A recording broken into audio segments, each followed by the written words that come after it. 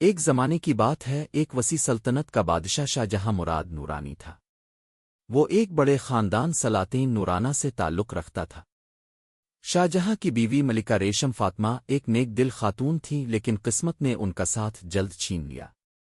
جب ان کی چاروں بیٹیاں ابھی ننھی تھیں تو ملکہ دنیا سے رخصت ہو گئیں۔ اس دن کے بعد بادشاہ اپنی چاروں بیٹیوں سے اور بھی ٹوٹ کر محبت کرنے لگا۔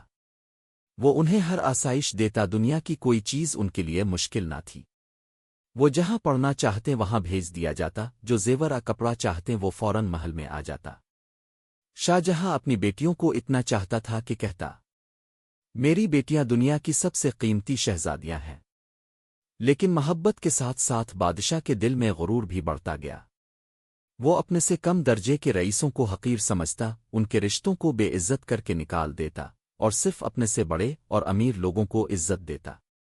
بادشاہ کی بیٹیاں بڑی ہوئیں۔ شہزادی عائشہ سب سے بڑی، نرم دل اور پیاری۔ شہزادی مریم، حسین اور ضدی۔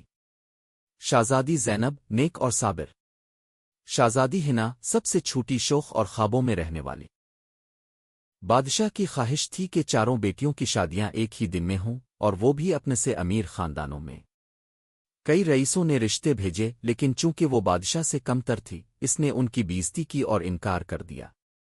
آخرکار چار بڑے خاندانوں سے رشتے آئے جو دولت میں بادشاہ سے بھی آگے تھے۔ شاہ جہاں خوشی سے پھولا نہ سمایا اور سب قبول کر لیے۔ پھر وہ دن آیا جب محل روشنیوں سے جگمگا رہا تھا۔ 3 دن تک پورا شہر عید کی طرح سجا رہا۔ پہلے دن مہندی کی رنگین محفل، دوسرے دن بارات کا شان و شوکت سے بھرا دن، اور تیسرے دن ولیمے کی دعوت۔ چاروں بہنیں دلہنیں بن کر ایک ساتھ بیٹھی تھیں، لوگ حیران تھے کہ اتنا بڑا جشن انہوں نے پہلے کبھی نہیں دیکھا۔ شہزادی عائشہ اپنی نئی زندگی میں بہت خوش تھی۔ اس کا شوہر نرم دل اور محبت کرنے والا تھا۔ لیکن شادی کو 1 مہینہ گزرا تھا کہ وہ سفر سے واپس آتے ہوئے ایک خوفناک حادثے میں جان کی بازی ہار گیا۔ عائشہ کا سہاگ اجڑ گیا، ایک نئی نویلی دلہن بیوہ بن گئی۔ محل میں صف ماتم بچھ گئی۔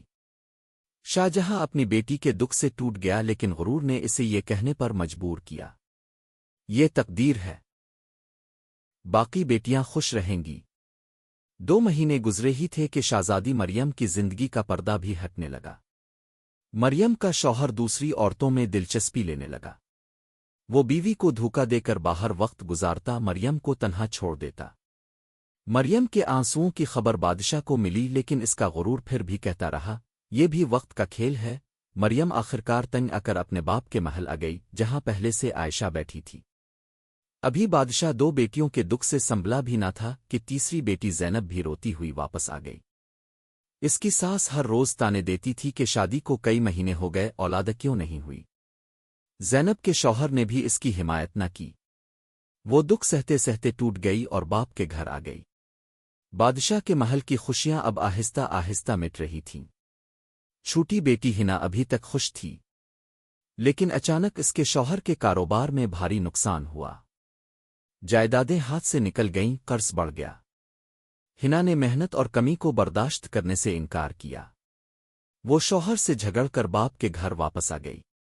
اب بادشاہ کے سامنے چاروں بیٹیاں آنسوؤں میں ڈوبی بیٹھی تھیں۔ شاہ جہاں کا غرور خاک میں مل چکا تھا۔ وہ رب کے سامنے گر کر رونے لگا، اللہ، میں نے غرور کیا، سمجھا دولت ہی سب کچھ ہے، مگر اصل نصیب تیرے ہاتھ میں ہے۔ کچھ عرصے بعد عائشہ کے مرحوم شوہر کے کزن نے رشتہ بھیج دیا۔ وہ کہتا تھا، عائشہ ہمارے گھر کی عزت ہے، ہم اسے اجڑنے نہیں دیں گے۔ شادی ہو گئی اور عائشہ نئی زندگی میں سکون اور محبت کے ساتھ بس گئی۔ مریم کا شوہر جس عورت کے پیچھے بھاگ رہا تھا، وہ لڑکی کسی اور کے ساتھ بھاگ گئی۔ یہ صدمہ مریم کے شوہر کے لیے آنکھیں کھولنے والا ثابت ہوا۔ وہ واپس آیا، مریم سے معافی مانگی اور ہمیشہ کے لیے وفادار ہو گیا۔ مریم کا گھر پھر سے آباد ہو گیا۔ زینب کے صبر کو اللہ نے پھل دیا۔ کچھ سال بعد اس کے گھر ایک بیٹے کی پیدائش ہوئی۔ وہی ساس جو کل تک تانے دیتی تھی، آج خوشی سے زینب کو گلے لگانے لگی۔